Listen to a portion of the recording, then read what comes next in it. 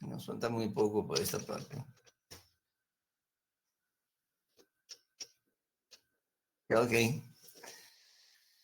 Muy bien. Entonces, algunas maniobras que se pueden realizar al lado del paciente, al borde de la cama del paciente, son muy importantes para determinar el origen de los soplos, el tiempo en el cual ocurren y además la estructura que los está produciendo, ¿no? Por ejemplo, la respiración.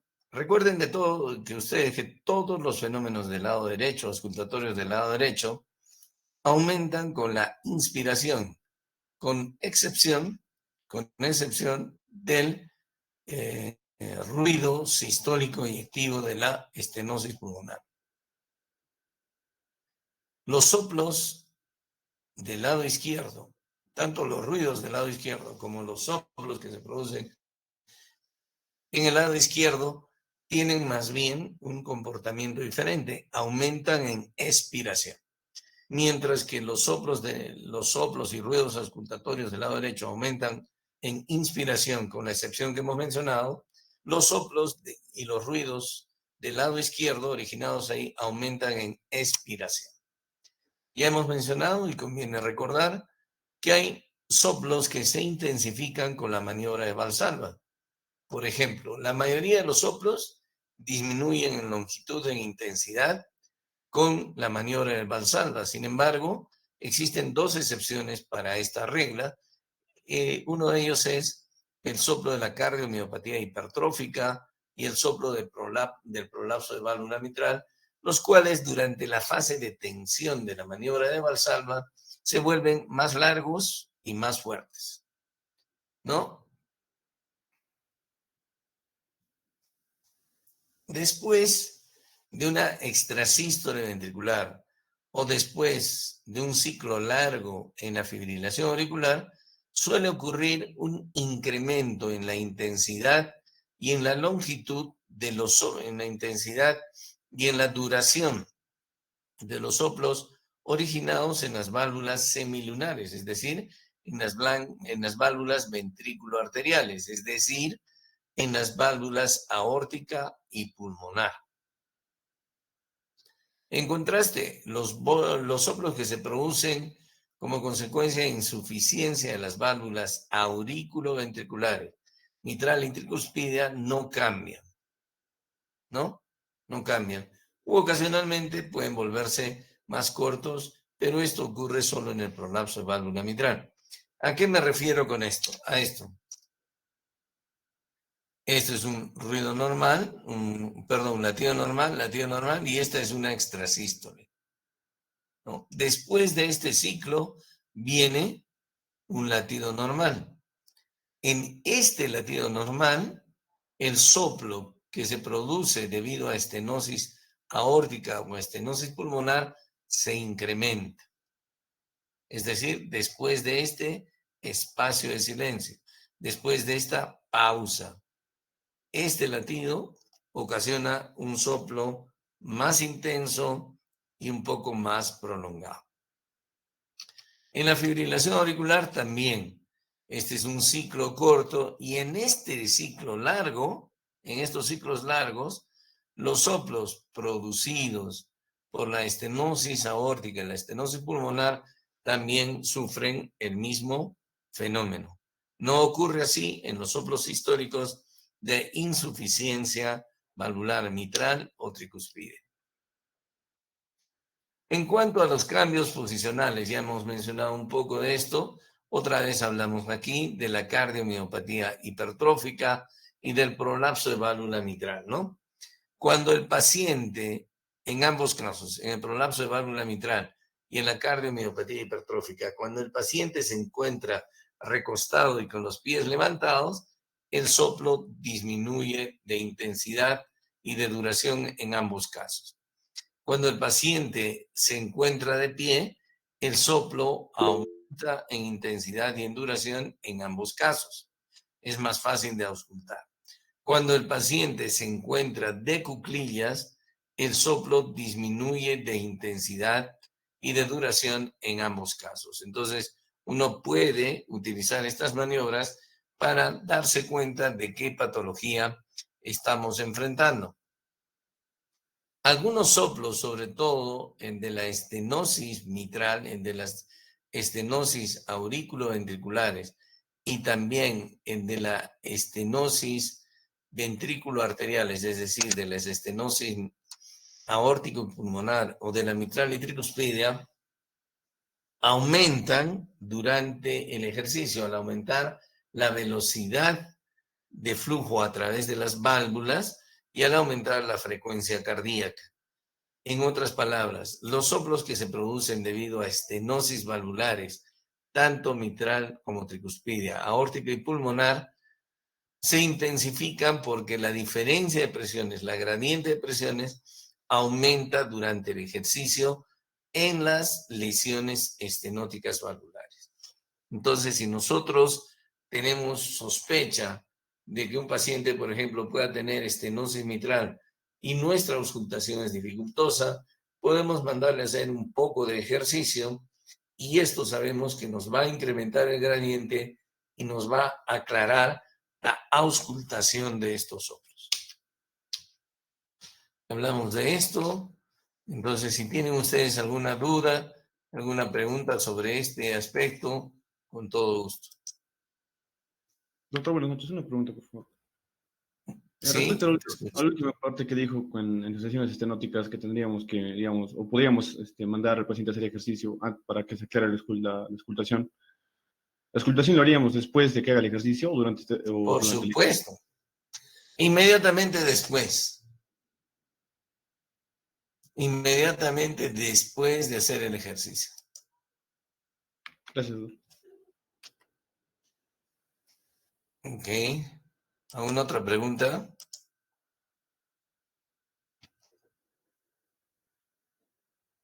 ¿Alguna otra pregunta? No, ¿no? Entonces, ¿se ve en mi pantalla? Sí se ve, doctor. Perfecto.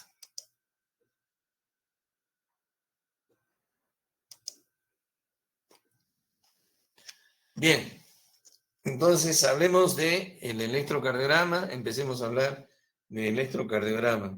En el electrocardiograma, de la misma forma que, por ejemplo, la radiografía simple de tórax y los análisis básicos, la analítica básica de los pacientes, es un instrumento auxiliar, un examen auxiliar que debe estar al alcance del médico general, del estudiante, del residente y obviamente del asistente. De modo que hay conceptos básicos fundamentales del electrocardiograma que ustedes como estudiantes tienen que saber y tienen que saber leer e interpretar un electrocardiograma. En esta parte no vamos a hablar de ninguna situación vinculada a la especialidad o compleja, sino simplemente de las cosas más frecuentes y más comunes que ustedes como médicos generales deben de saber. El electrocardiograma es, desde su invención a inicios del siglo pasado, a inicios del siglo XX, representa el registro de la actividad eléctrica del corazón en la superficie del cuerpo a través de electrodos. Es muy importante que nosotros recordemos cómo es que se difunde la actividad eléctrica del corazón. Ustedes saben que el impulso eléctrico se origina a nivel del nódulo sinusal. Una vez originado a nivel del nódulo sinusal, este impulso es transmitido del nódulo sinusal hacia el tejido auricular. Una vez que llega al tejido auricular, desencadena la despolarización de las aurículas en forma ordenada. Primero se despolariza la aurícula derecha,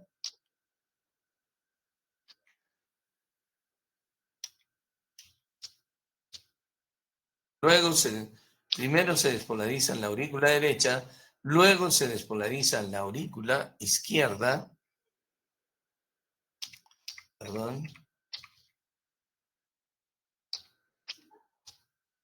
luego se despolariza la aurícula izquierda, luego el impulso, entonces como digo, primero se despolariza la aurícula derecha, luego la aurícula izquierda y luego el impulso eléctrico alcanza el nodo auriculoventricular, donde ustedes saben sufre un retraso fisiológico, ¿no es cierto? Un retraso fisiológico que permite que tanto la sístole auricular se coordine con la diástole ventricular. Después del nodo auriculoventricular y después de este retraso fisiológico, el impulso es dirigido hacia la rama principal del haz de His.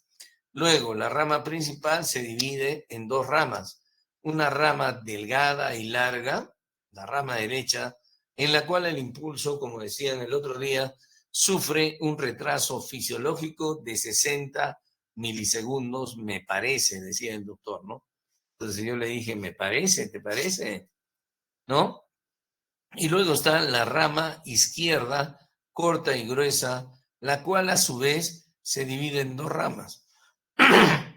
Una rama antero-superior que lleva el impulso eléctrico o dirige el impulso eléctrico hacia la misma zona del ventrículo izquierdo, es decir, hacia la zona anterior y superior del ventrículo izquierdo. Y luego está la rama posterior-inferior que obviamente lleva el impulso eléctrico hacia dicha zona ventricular.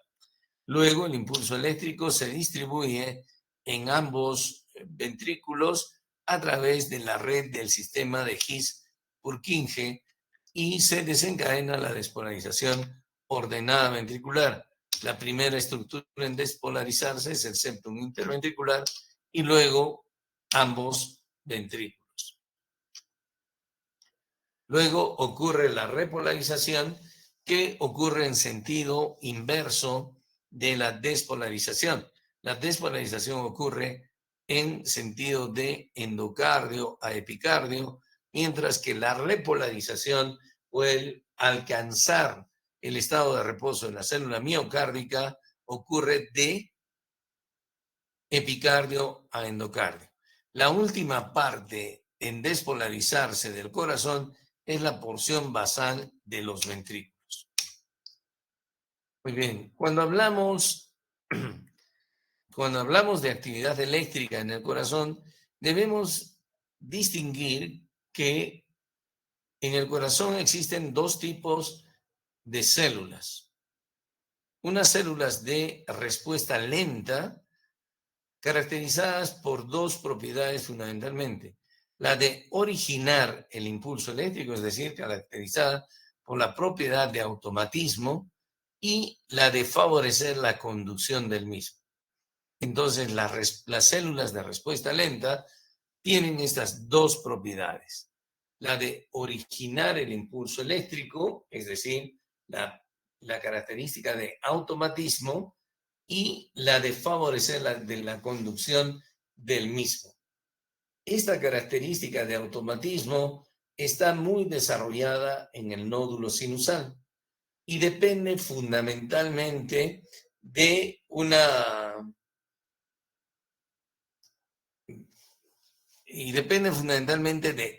valga la redundancia, de una característica de las células del nódulo sinusal. ¿Cuál es?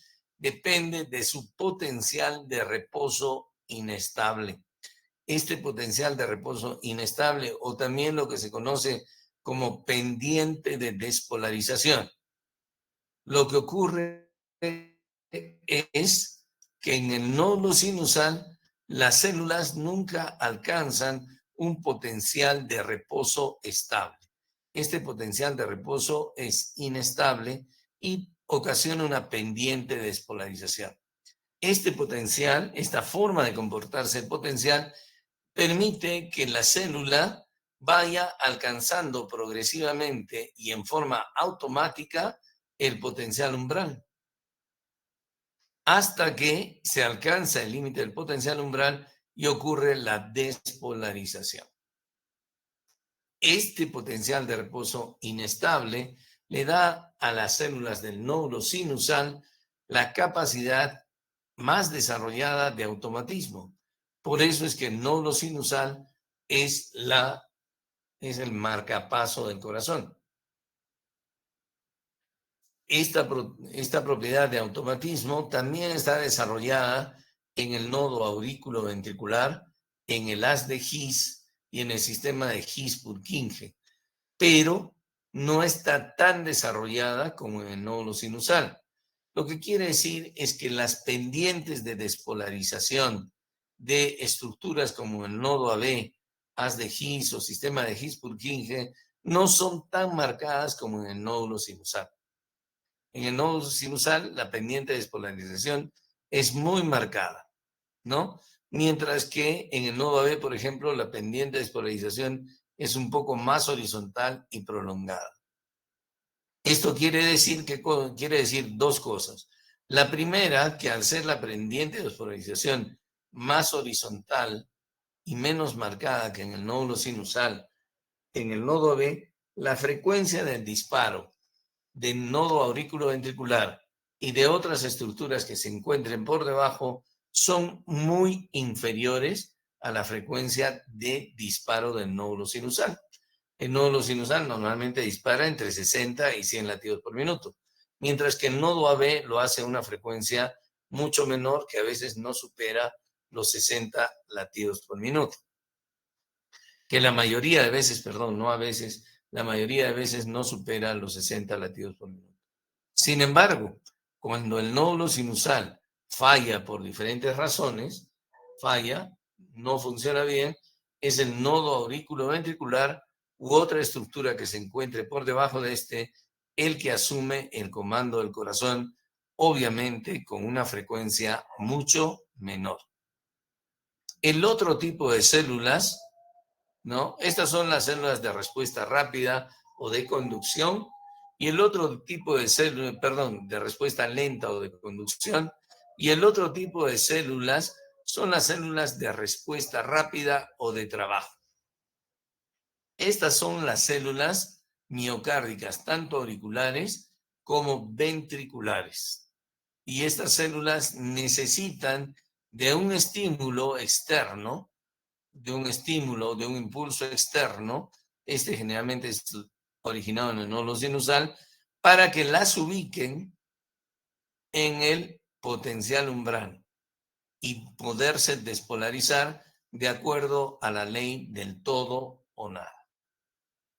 Nuevamente, entonces, en el corazón distinguimos dos tipos de células: células de respuesta lenta o de conducción y células de respuesta rápida o células de trabajo.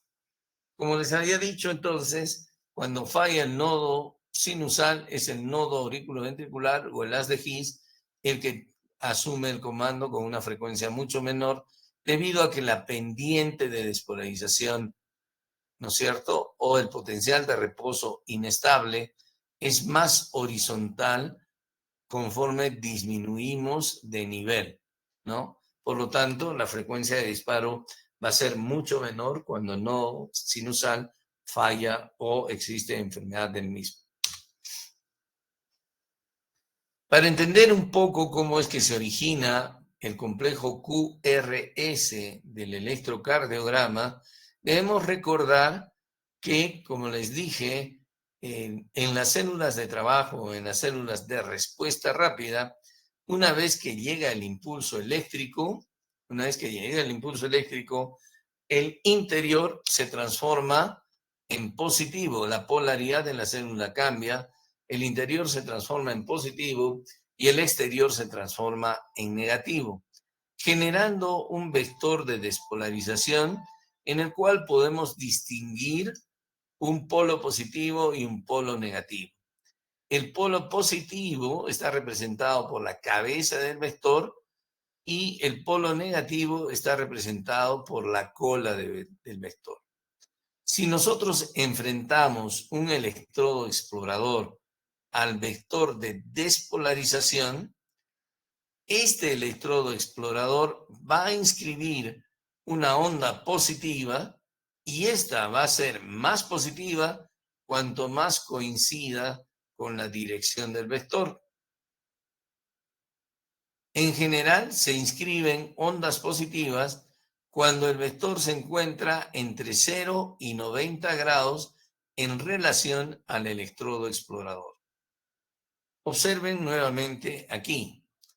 Célula en reposo, llega el impulso, comienza a transformarse el interior en positivo, se genera el vector de despolarización, el electrodo explorador está representado por estos cuadraditos, y aquí lo que inicialmente era isoeléctrico, solo una línea, comienza a volverse positivo porque registra la cabeza del vector.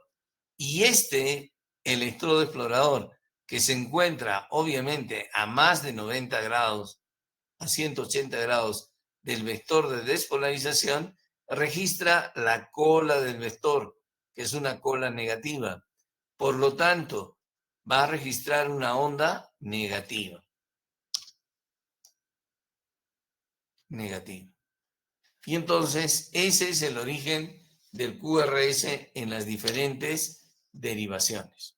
Una onda positiva en el electrodo explorador enfrentado al vector de despolarización o que se ubique entre 0 y 90 grados, y una onda negativa en el electrodo explorador que se encuentra a más de 90 grados del vector de despolarización y que básicamente observa su cola.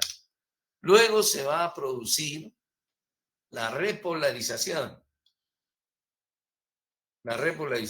Y como les he manifestado, es decir, luego las células van a alcanzar su estado de reposo. Y como les he manifestado, la repolarización ocurre en el sentido inverso de la despolarización. Si lo hace de endocardio a epicardio, la repolarización ocurre de epicardio a endocardio. Entonces, a diferencia de este vector, el sentido del vector cambia, ¿no? La cabeza se pone para este lado, y la cola para este lado. Y también cambia la polaridad del vector. El vector de repolarización tiene la cabeza negativa y la cola positiva. Nuevamente, la repolarización ocurre de epicardio a endocardio y la representamos con un vector de repolarización de polaridad invertida, con cabeza negativa y cola positiva. Entonces se produce la repolarización, se alcanza el estado negativo interior de la célula, el estado positivo exterior de la célula, y la repolarización en los diferentes electrodos exploradores se trazan como una onda T. Si el vector de repolarización se trazan como una onda T, si el vector de despolarización, el QRS, es predominantemente positivo, debido a que el vector de repolarización tiene también la cola positiva, las ondas T son positivas también. Esta es la razón por la cual complejos QRS predominantemente positivos van seguidos de ondas T predominantemente negativas. Eso es más o menos lo esperable en la mayoría de los casos. El electrocardiógrafo registra la actividad eléctrica del corazón, como les he dicho, a través de electrodos ubicados en la superficie del cuerpo. En realidad, el electrocardiógrafo es un galvanómetro que registra las diferencias de potencial desarrolladas por la actividad eléctrica del corazón. En general, estos potenciales eléctricos se registran en un papel electrocardiográfico en consonancia con la amplitud de los vectores de despolarización y en consonancia con la dirección de los mismos. En otras palabras, yo voy a tener un complejo QRS grande si la amplitud del complejo QRS, si la amplitud del vector de despolarización también es grande. Voy a tener un complejo QRS grande si la amplitud del vector de despolarización es grande. Voy a tener un complejo QRS pequeño si la amplitud del complejo QRS, perdón, del vector de despolarización también es pequeño. Voy a tener un complejo QRS negativo si se aleja del vector de despolarización, como en este caso.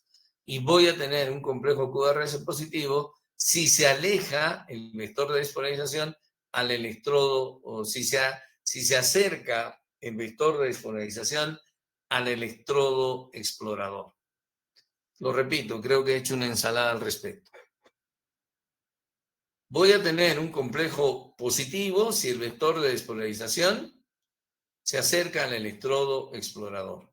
Voy a tener un complejo negativo, complejo QRS, si el vector de despolarización se aleja del electrodo explorador, como en este caso.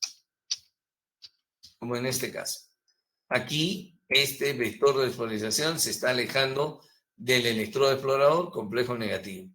Aquí, este vector de despolarización se está acercando al electrodo explorador, complejo positivo.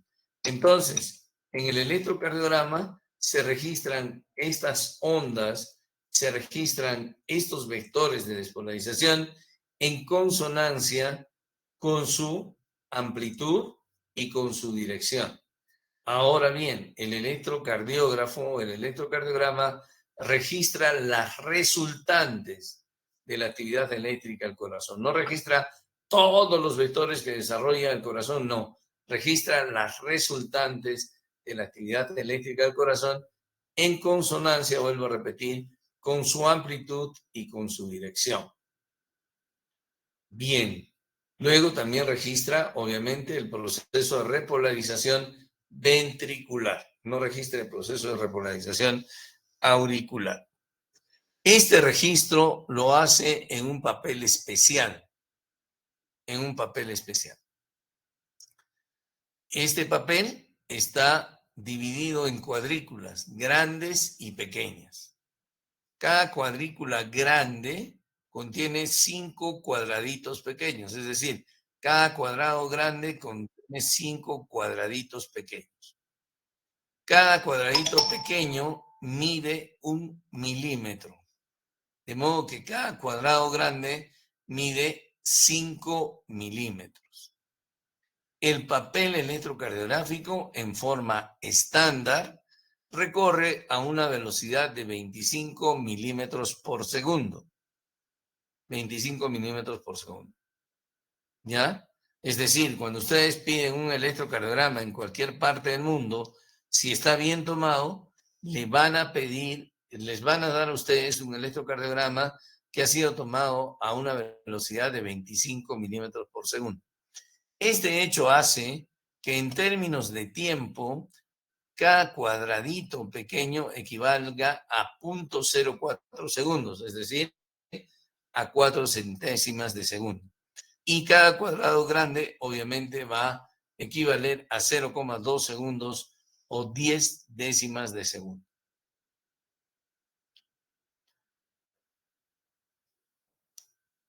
Muy bien.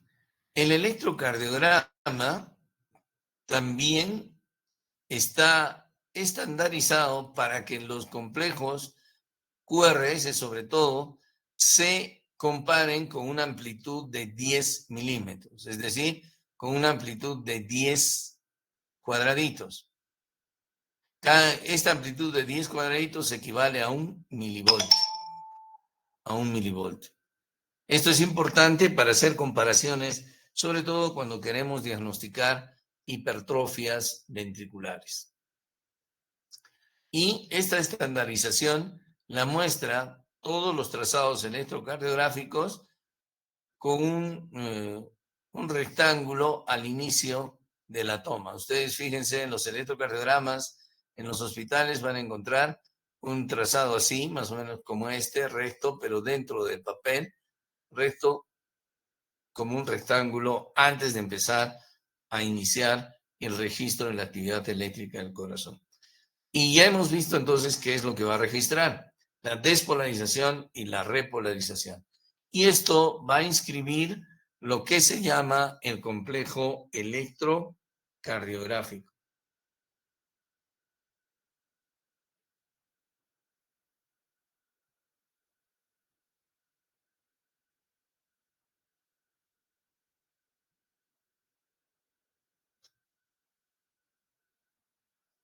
El complejo electrocardiográfico.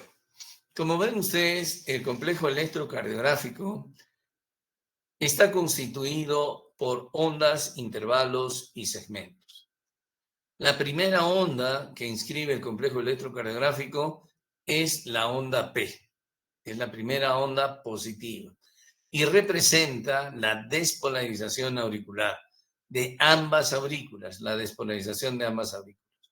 Como ven en la diapositiva, su amplitud suele ser menor de 0,2 milivoltios, ¿no?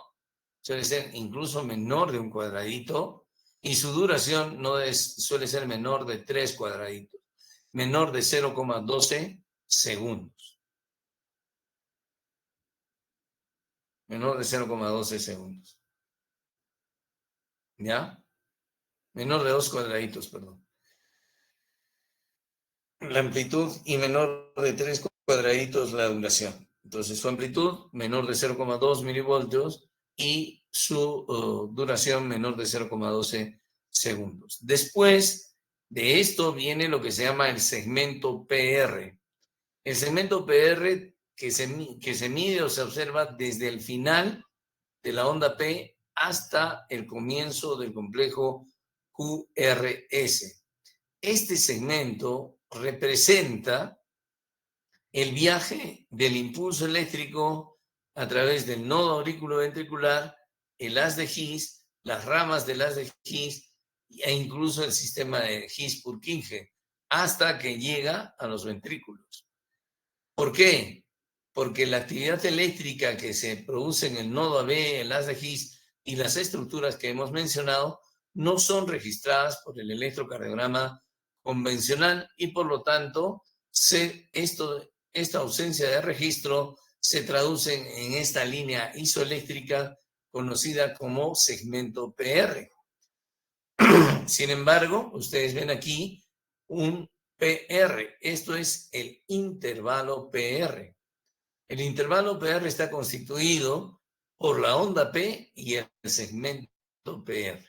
El intervalo PR entonces representa el viaje del impulso eléctrico desde que se inicia en el nódulo sinusal, despolariza ambas aurículas y llega a los ventrículos. Normalmente debe medir este intervalo PR entre 0,12 y 0,20 segundos. No debe ser menor de 0,12 ni mayor de 0,20 segundos. Intervalo PR. Luego se produce el complejo QRS. La primera onda negativa es la onda Q, la segunda onda positiva, la onda R, y la segunda onda negativa, la onda S. El complejo QRS puede tener esta configuración, pero a veces solamente tiene RS o a veces solamente tiene R, pero igual se le conoce como complejo QRS. ¿Y qué significa? Significa despolarización ventricular. Esto entonces coincide con la fase cero del potencial de acción.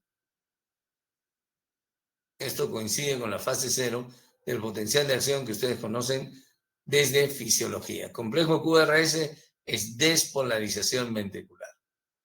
Luego viene el segmento ST y la onda T.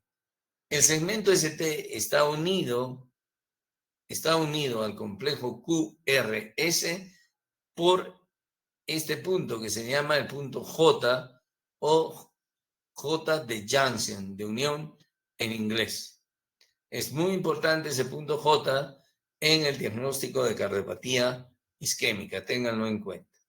Luego está el segmento ST y la onda T, que representan todos repolarización, especialmente la onda T.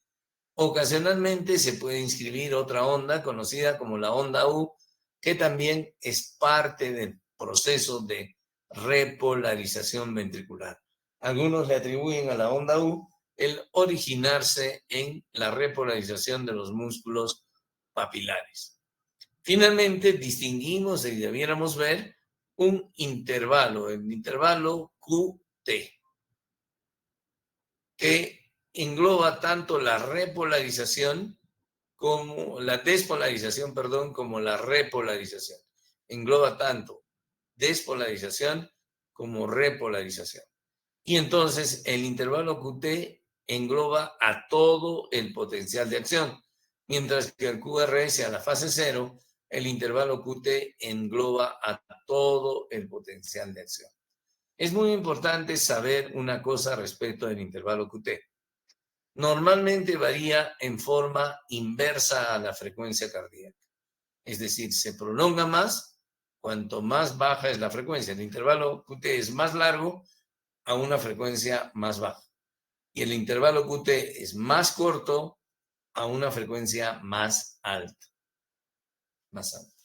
Es muy importante tener en cuenta el análisis del intervalo QT porque anomalías congénitas como el síndrome de QT prolongado predisponen al desarrollo de arritmias malignas y muerte súbita. Y el intervalo QT puede prolongarse por diferentes causas, ¿no? Por acción farmacológica, como por ejemplo por la amiodarona, por isquemia miocárdica, por hipopotasemia o por hiperpotasemia también, etcétera, por una serie de causas, como veremos posteriormente. El electrocardiograma, como les dije, registra la actividad eléctrica del corazón a través de electrodos ubicados en diferentes partes de la superficie del cuerpo, de la superficie corporal. Estas localizaciones de estos electrodos determinan la aparición o determinan la presencia de derivaciones electrocardiográficas. ¿Qué son las derivaciones electrocardiográficas? No son sino puntos de registro de la actividad eléctrica del corazón.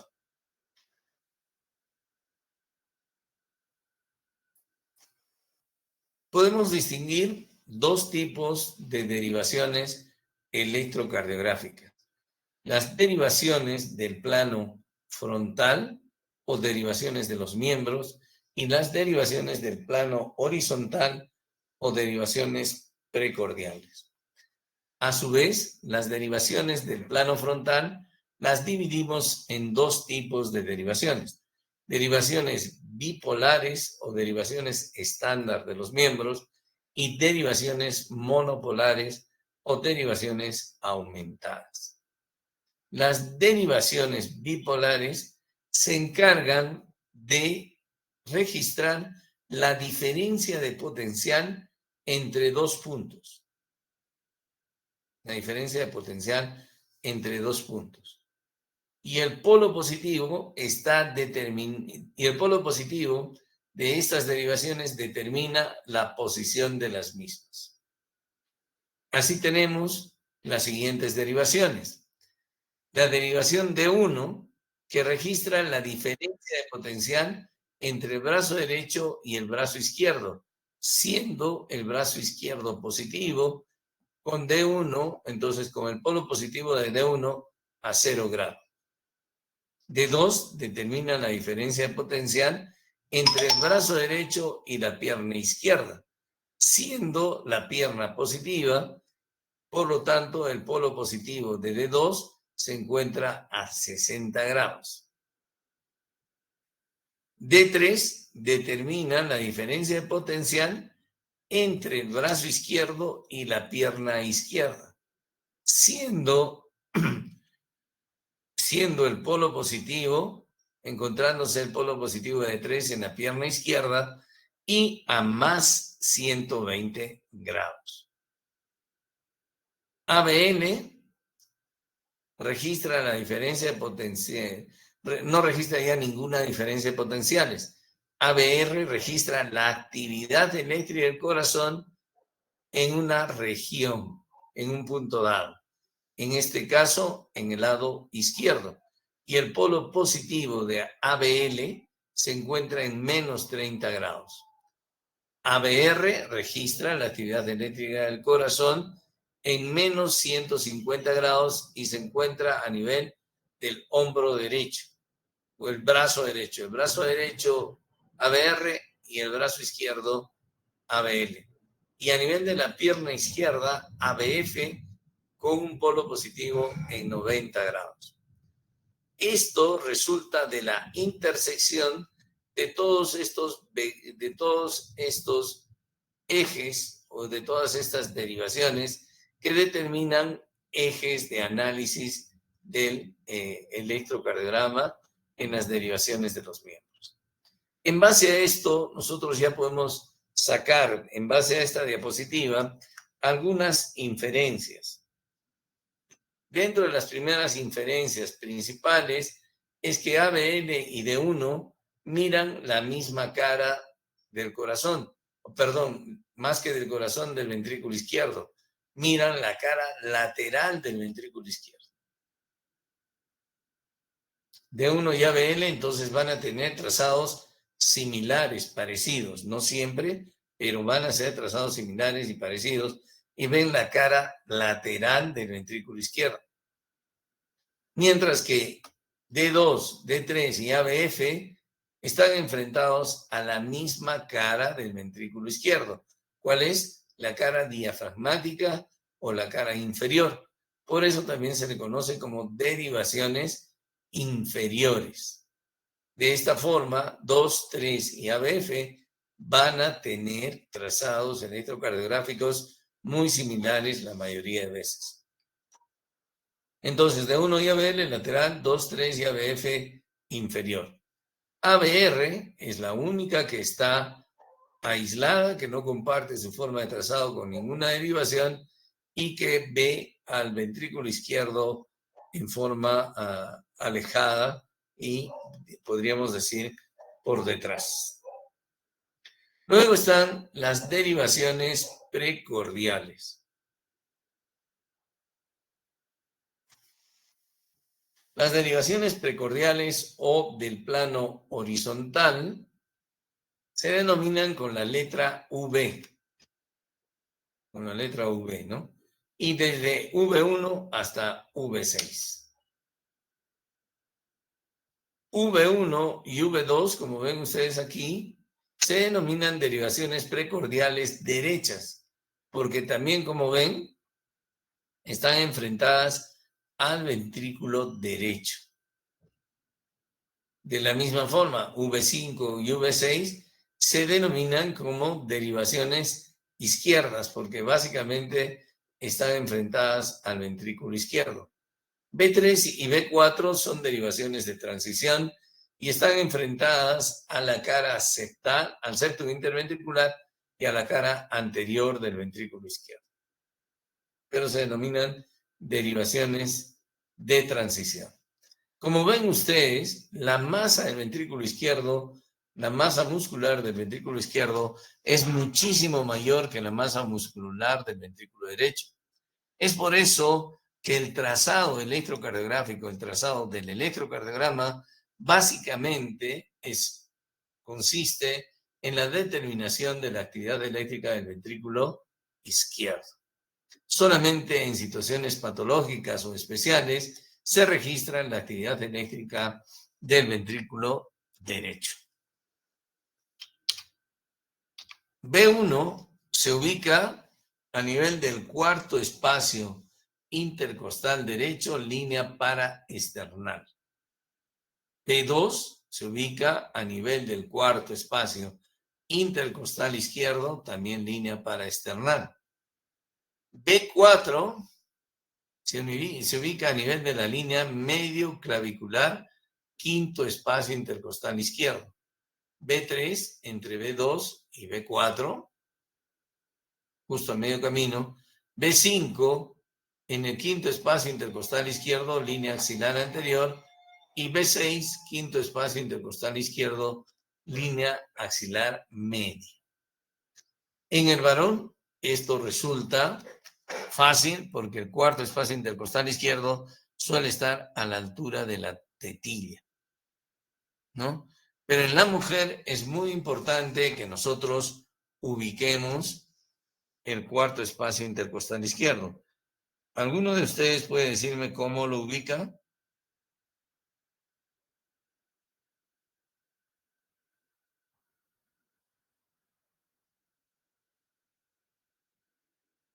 Bueno, entonces en la siguiente clase está ahí. Está. Doctor, ¿podría repetir? Se le escuchó entrecortado la Ya. pregunta. ¿Alguno de ustedes podría decir cómo ubico el cuarto espacio intercostal en la mujer?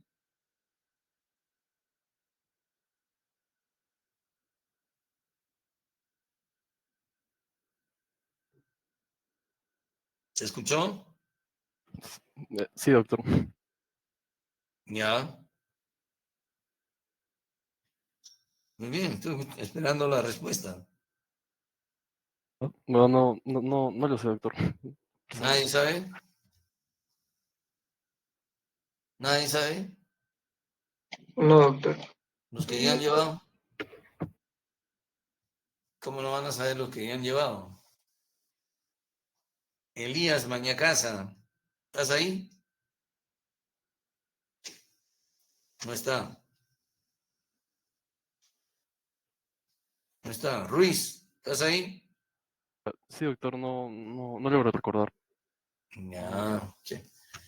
Eh, Se ubica al ángulo de Luis y luego el espacio que está inmediatamente por debajo del ángulo de Luis es el segundo espacio intercostal, luego el tercero y obviamente luego el cuarto. Eso es importante en las mujeres, porque si bien es cierto, en el varón es fácil a la altura de la tetilla, en la mujer no le pueden poner a la altura del pezón o de la tetilla, ¿no es cierto? Porque algunas mujeres van a tener esto, como siempre hago el mismo chiste, a la altura de la espina ilíaca superior. Entonces es muy importante ubicar el sitio. Y es muy importante que ustedes sepan cómo. Si no, van a tomar como toman mis técnicas en el seguro o mis auxiliares en el seguro. Es muy importante saber cómo se toma. ¿Tienen ustedes alguna pregunta? Yo creo que lo dejamos acá, son 10 para las 7. Si tienen alguna pregunta, con el mayor gusto.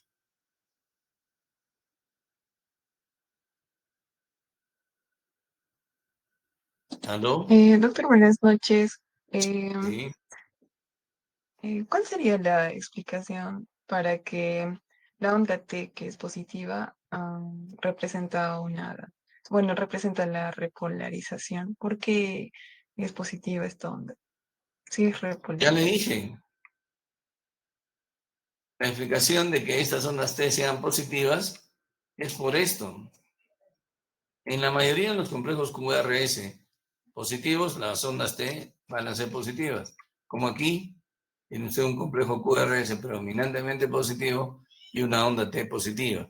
La explicación es la que le he dicho. ¿Cuál? Esto. El vector de repolarización tiene un sentido inverso. En vez de ocurrir en este sentido, de izquierda a derecha en vuestra pantalla, ocurre de derecha a izquierda, con una polaridad invertida. La cabeza del vector de repolarización es negativa y la cola es positiva. Y este electrodo, entonces, ¿qué cosa va a captar? ¿La cola o la cabeza, doctor? La cola. La cola. Entonces, la cola del vector de repolarización es positiva. Entonces, ¿qué onda se va a inscribir? ¿Una onda positiva o negativa? Positiva, doctor. Por supuesto. Esa es la razón. Y cuando usted tiene complejos QRS predominantemente negativos, entonces se va a inscribir una onda predominantemente negativa. ¿Por qué? Otra vez, este complejo QRS es predominantemente negativo, ¿no? El vector de repolarización tiene un sentido inverso y una polaridad inversa, con cabeza negativa y cola positiva.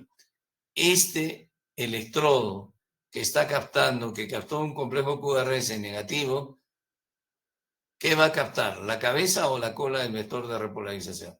Cuando se dirige para acá. Mm, mm, La La cola. cabeza. A la cabeza. Claro. ¿Y la cabeza es positiva o negativa? Negativa.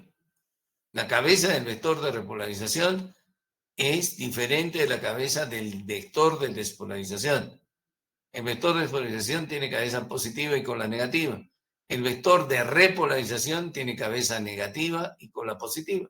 Si este vector se dirige hacia aquí y es negativo, va a inscribir una onda positiva o negativa. Negativo. Claro, tan simple como eso. Y eso se puede ver aquí. Complejo QRS predominantemente positivo, onda T positiva.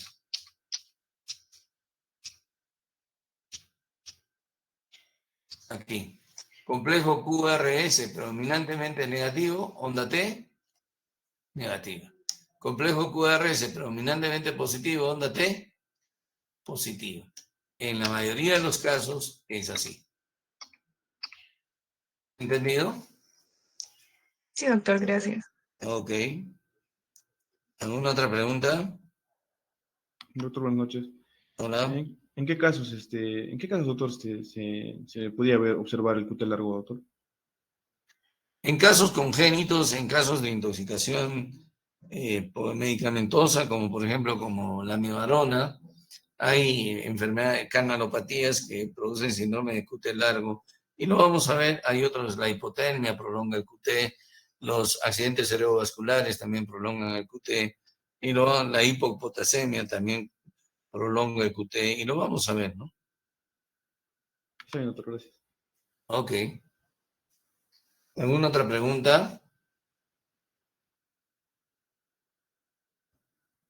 Creo que ya ¿Alguna no hay otra más dudas. pregunta? Doctor, una pregunta. Con respecto al retraso fisiológico, ¿este estaría trazado dentro de lo que es el intervalo PR? No. ¿El retraso fisiológico de qué? ¿A nivel del nodo B? Sí, sí, doctor. A nivel Ah, de sí, por supuesto que sí. No, el retraso en la rama derecha, ese no.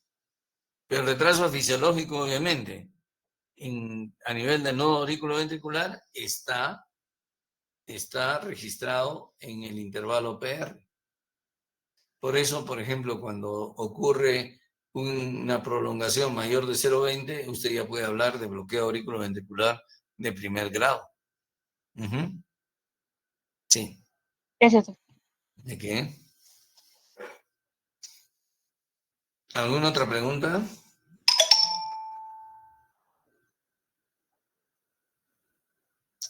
Están participando bien, pregunten.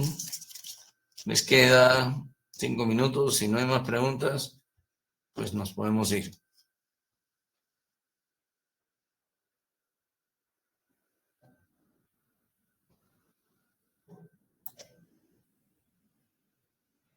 Al parecer ya no hay más dudas, doctor. Ok. Entonces nos vemos el lunes. Desde el lunes tomo examen, ¿ya? Está bien, doctor. Hasta el día lunes. Por favor, vuélveme a mandar la lista a mi correo, por favor. Creo Está que bien, no ha doctor. llegado. Está bien, le voy a volver a enviar ahora mismo. Ya, y me lo envías, por favor, en Excel. Está bien, doctor. Listo. Hasta el día lunes. Hasta la siguiente clase, Chao. doctor. Chao. Hasta el